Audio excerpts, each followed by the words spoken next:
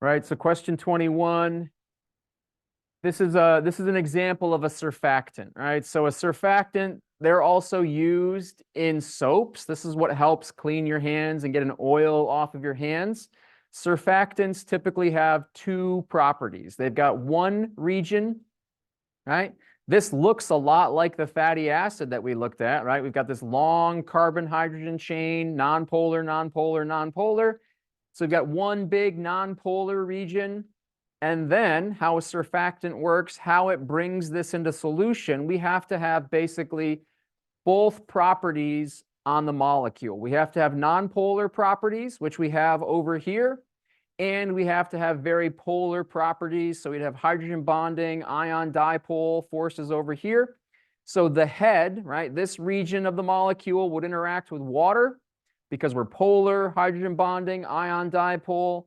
This region would interact with the fat or with the grease or with the oil. And that's how a soap would work, is it would break up the oil with our London dispersion forces here, bring it into solution with our hydrogen bonding ion dipole forces here, right? So you're asked to find the hydrophobic portion, so the nonpolar portion. Maybe I should have just rephrased that question to say nonpolar, right? So you should be safe clicking anywhere over here for the nonpolar region because it's all of this carbon-hydrogen tails are nonpolar, right? They are the opposite of water. I wouldn't go past the esters because esters are polar. So I would, this other half of the molecule would be the polar part of that. Does that work for you? It should. It should work anywhere in this region. Where were you?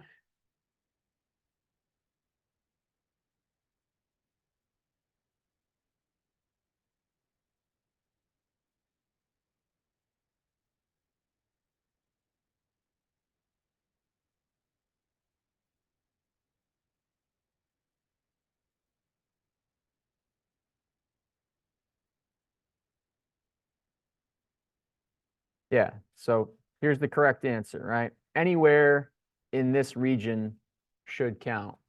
And yes, that little methyl group over there would also count. But yeah, you should be safe anywhere in this zone. Yeah, not on the other side, right?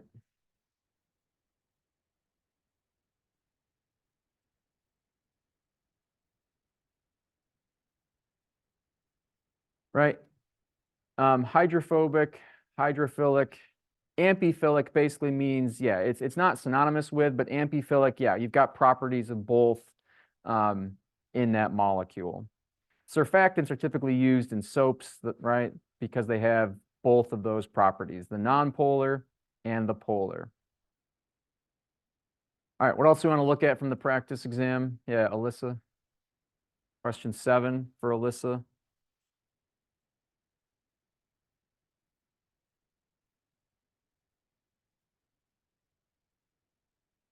All right, given the following information, the melting point of phenol, oh, okay, in degrees Celsius, yeah. So a few more steps, right? So what equation would we need to find our temperature of a melting point, right? And at melting point, you're at equilibrium between two phases, if that helps. Yeah, Carmen?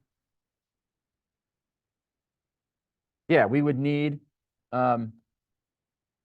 let me draw. There we go. Temperature equals delta H over delta S. And so the key there, maybe I gave you that hint a little bit too late, is that melting point, right, would be the equilibrium between two phases. We know we can find the temperature where we're at equilibrium of a reaction where something switches from spontaneous to non-spontaneous using the equation that Carmen gave us, right? Temperature equals delta H over delta S. So temperature equals my delta H.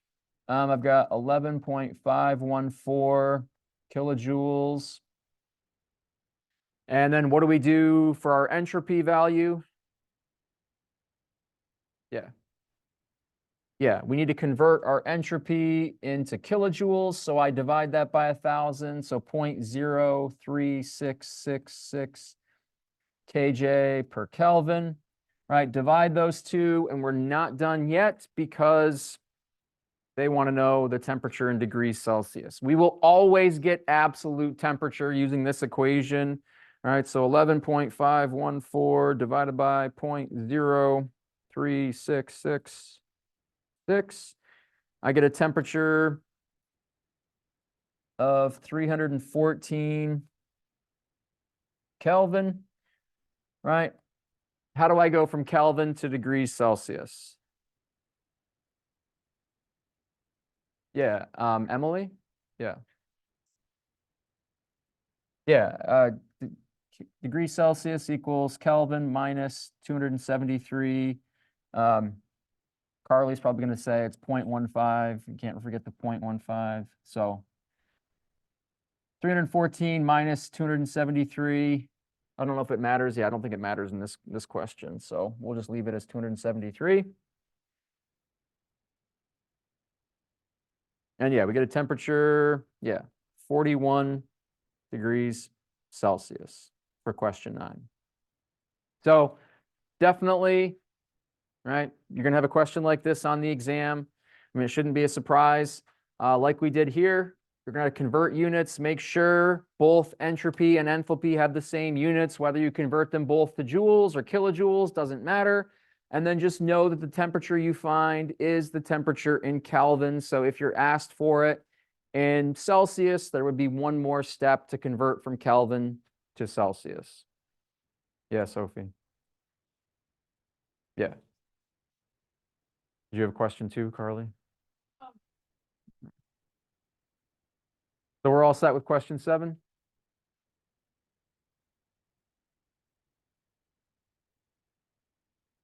I was just excited. I thought maybe you were going to have a question about 7. We'd have a nice, like, spirited discussion. Yeah.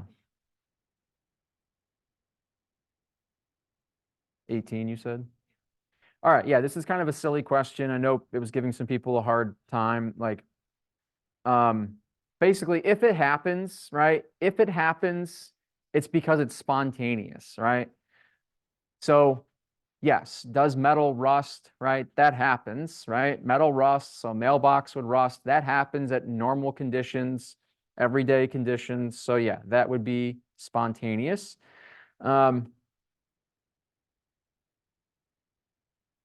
Right? Combustion reaction, so that's exothermic.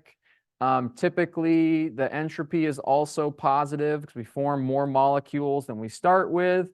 And again, we know combustion reactions happen, so that would also be spontaneous, right? Do we see sodium chloride in solution, like take itself out of solution and form solid sodium chloride? No, we don't observe that happening. Do we observe water splitting into hydrogen and oxygen gas? No, we don't observe that happening, right? Water stays water. So these two here are non-spontaneous.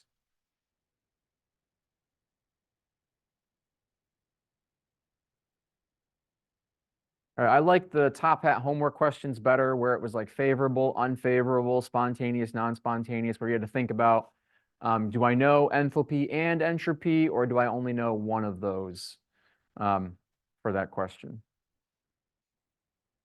Yeah. Yep.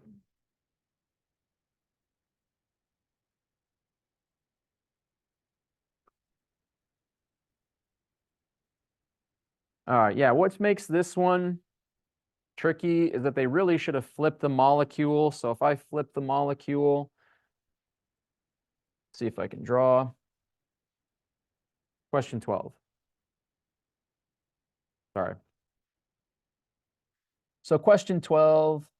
Oh, come on, let me draw right there. All right. If we flip cytosine, and that's what makes it hard, the way they put cytosine, but if they flipped cytosine, um,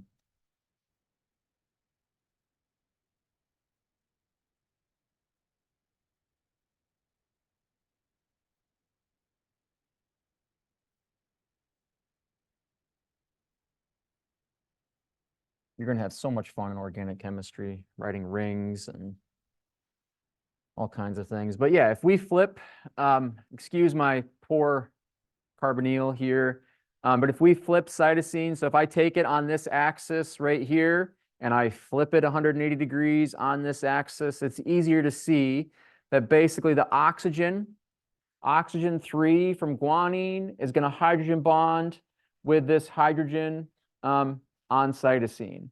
This hydrogen here is going to hydrogen bond with the lone pairs, right, on the cytosine, and then the lone pairs on this carbonyl oxygen here on 5 here are going to hydrogen bond with the hydrogen on this nitrogen in guanine. So basically 3 is going to hydrogen bond with 3, 4 is going to hydrogen bond with 4, and 5 is going to hydrogen bond with 5 in this structure.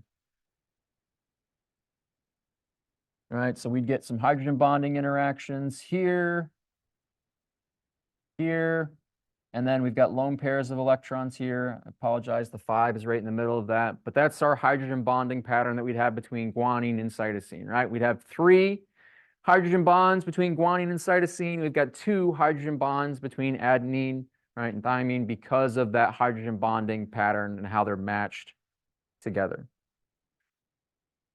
Yep. Yeah. So I think for question 12, I think it is, yeah, 2 to 2, 4 to 4, 5 to 5. So I think it's choice E there.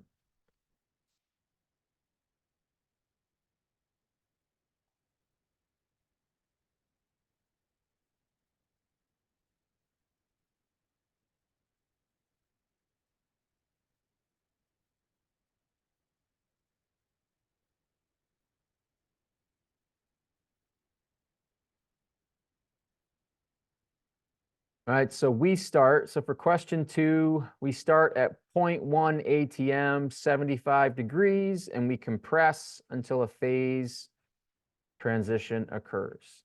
So we are at 0.1 degrees, and we are 75, so we're over here, right? This is solid, this is liquid, this is a gas. So if I'm at 0.1 ATM, 75 degrees, and then I compress that until a phase transition occurs, right? What are we doing? Yeah, we'd go through condensation, right? And so that's all we need to do to read these phase diagrams. What's our pressure? What's our temperature? Okay, we start there.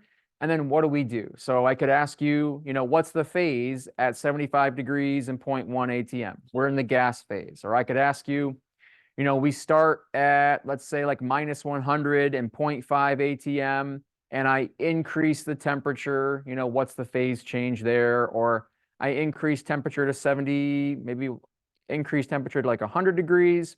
What's our final phase that we end in, right?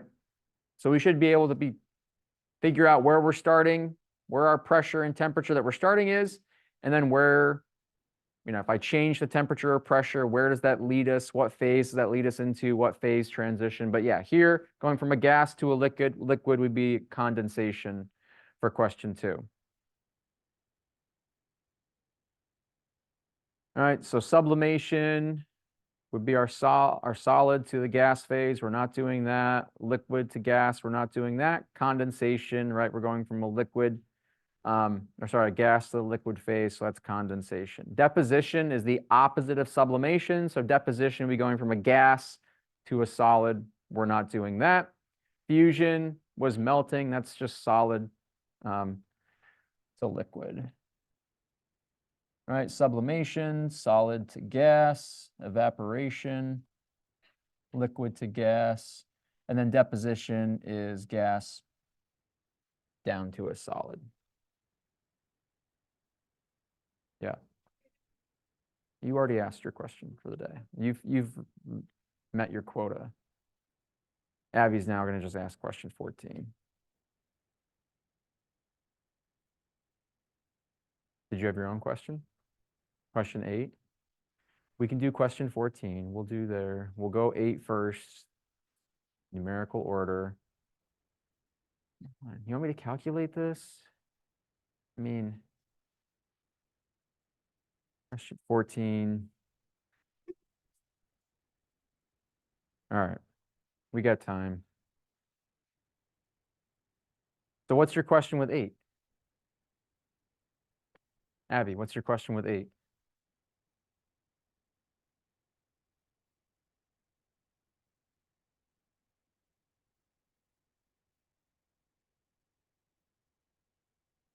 Oh, yeah, yeah, yeah. Did they also ask you to ask me to donate to their Autothon campaign as well? All right, we'll do a summation calculation. We'll do one, the delta H for this, all right? Next time I'm in Buffalo and we're on break, I'm going to Tim Hortons and I'm getting my free coffee.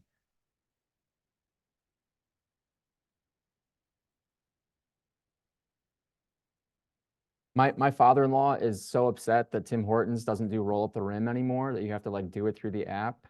Because it like he's 75, like he's not gonna figure out an app. Yeah. Crushing. And for no one that Tim Hortons is just the best coffee place that you can go and get coffee from. It's not in Syracuse, unfortunately. It's Western New York, Canada. Right, so delta H summation, how many moles of delta H always of my products minus the summation of the delta H and how many moles of my reactants. The original Tim Horton, he was a hockey player for the Buffalo Sabres, yeah. I didn't even work there and I knew that. All right, so let's see. Products. So products, I've got 2 mercuries and I want the delta H, right? So mercury, I've got 2 moles of mercury at 61.38 kJ per mole. Plus oxygen, the delta H for oxygen is 0. Minus, let's see, my reactants. For my reactants, I've got 2 moles of mercury 2 oxide, and the delta H there is 90.79 kJ per mole. All right, so we multiply by 2, multiply both of those by 2, got 120, so let's see, 61.38 times 2. Got 122.76 kilojoules minus 2 times 90.79 minus a negative 181.58 kilojoules, right? Delta H equals, so 121 minus a negative.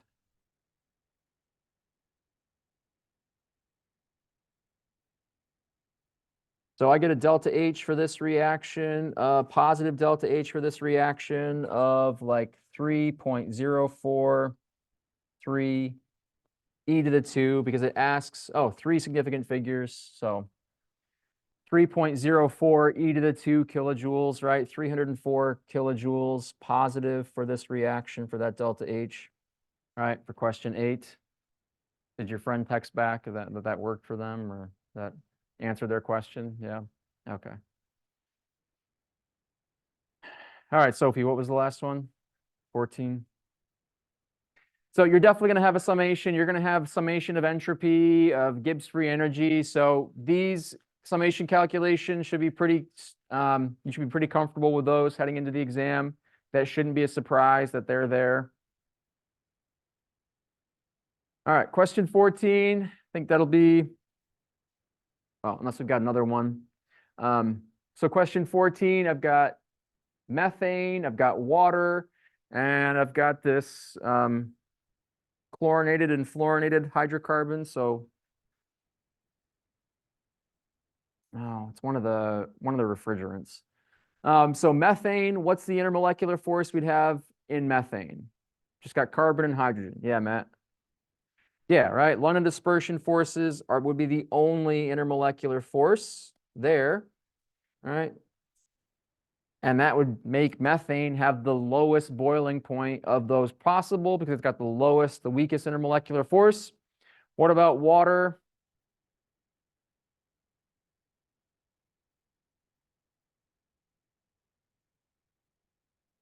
Right, what do we have for water? All, it's asking for all the intermolecular forces. Oh, okay. All right. So hydrogen bonding, yes. Any other intermolecular forces for water? Right. Basically all other, yeah. Right, so hydrogen bonding is there, London dispersion forces are there, dipole-dipole forces are there. And then for this molecule, right, we've got polar bonds. A carbon-fluorine bond is polar. We don't know about the symmetry of the molecule. So for there, right, we have dipole-dipole because we've got polar bonds, and all molecules have London dispersion forces as well. So I would look at choice D for that last molecule. We've got all of those forces. Yeah, Mireille?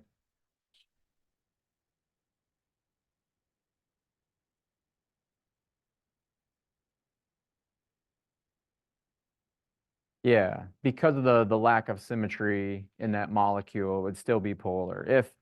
Um if it was methylene, or not methylene, but if it was carbon tetrafluoride and it was 4 fluorines, then it would be symmetrical and they would cancel out. But here we've got 2 fluorines, 2 chlorines, we're tetrahedral geometry, so no matter where I have those two, they are not going to cancel out because I've got 2 fluorines and 2 chlorines. So yeah, the lack of symmetry is what keeps this molecule polar. If it was symmetrical, carbon tetrachloride or carbon tetrafluoride, then all of those vectors would cancel out and this would stay, this would be nonpolar. Yeah. Yeah, Maggie.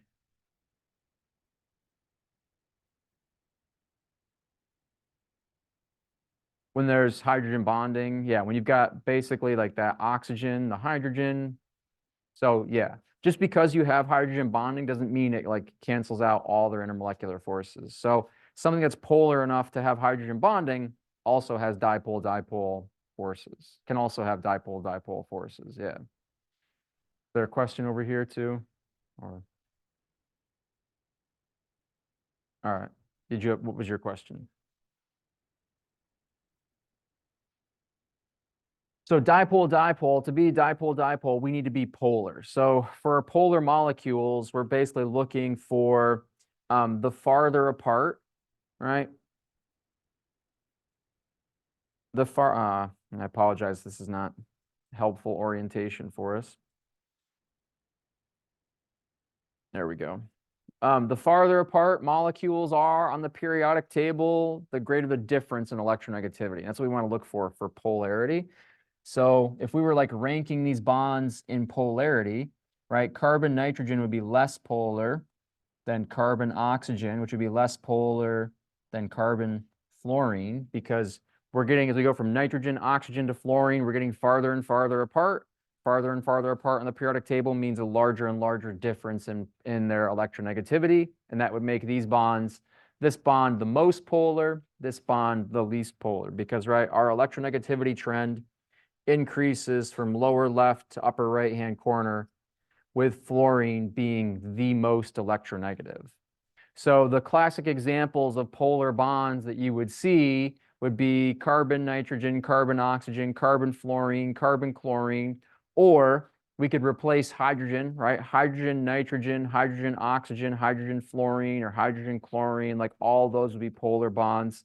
Non-polar, anything bonded with itself, or right, like carbon, hydrogen is our classic like non-polar example. I know these are really far apart on the periodic table, but really hydrogen should be over here. It behaves like it's a non-metal. So I think this is like 2.4 and this is like 2.1. They're actually pretty close in electronegativity, even though they're farther apart on the periodic table. So yeah, that's what we want to use. I will give you the periodic table with the with the electronegativities on it, so you can go and see, how close or how far apart they are. But that's, in general, you're going to be pretty safe with carbon to a heteroatom is typically a polar bond. All right, now I got to flip this all back around. 22. Okay. All right, we hadn't even started it.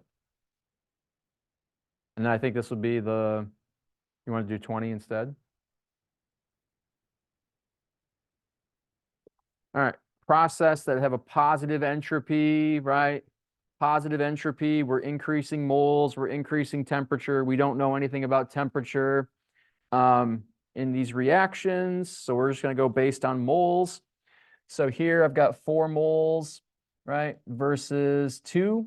So that would actually be a negative change in entropy just based on that. Here I go from 2 moles of a liquid to 1 mole, 2 moles, 3 moles of a gas. So for 2 reasons, that would be a positive entropy. I've got 2 moles here, 3 moles here. I go from a liquid to a gas. So both of those things are favorable. So that would have a positive change in entropy. 1 mole to 1 mole, gas to solid, right? That would be a decrease in entropy through phase change. There is more than one correct answer, but I think maybe you can only select one. Right? Solid to aqueous. So I go from solid sodium chloride, right, to ions in solution. That would be a positive change in entropy. Hydrogen gas reacting with chlorine gas, 2 moles of a gas going to 2 moles of a gas. Here, we'd have to calculate. Like, we don't know, based on the information we have, the sign of entropy. Moles are matched, phase is matched, so I can't really say which one would have more or less entropy without doing an actual calculation, which we're not going to do. And then the last one, gas, gas, gas, gas. So phases is fine. I've got 2, 7. I've got 9 moles here versus 10 moles here. So yeah, we would say this one should also have a positive change in entropy through our change in moles.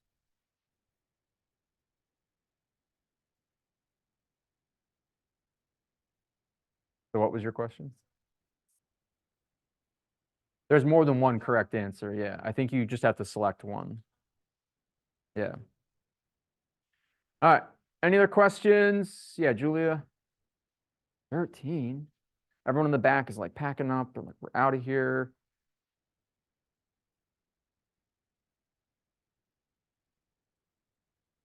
So, right, 13 is kind of tied to 14. Basically, right, the molecule with the strongest intermolecular forces should have the highest boiling point, right? Because I have to break those intermolecular forces to go from the liquid phase to the gas phase.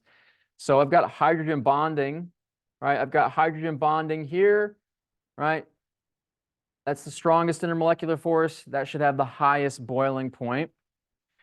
All right, let's say we don't know the polarity between hydrogen sulfide and methane.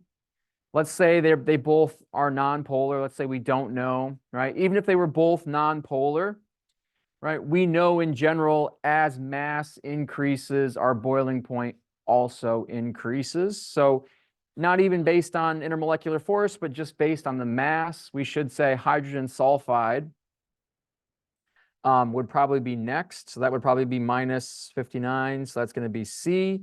And then this is the lightest and has the weakest intermolecular forces. It's nonpolar, so just London dispersion forces. So that would have the lowest boiling point of those possible. Yeah.